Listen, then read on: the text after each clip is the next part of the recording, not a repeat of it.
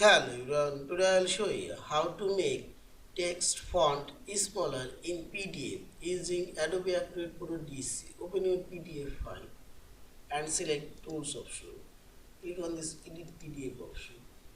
Now click on this text box. You want to make the text smaller and drag your mouse. You can select a specific text. Now here you will find this font option. You can make it smaller. I'll make it 12. Also make this text font smaller.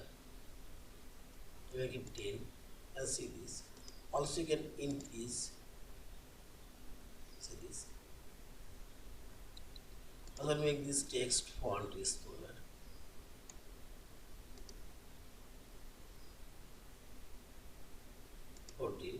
And see this. In this way you can make all of this text font smaller. Also you can increase.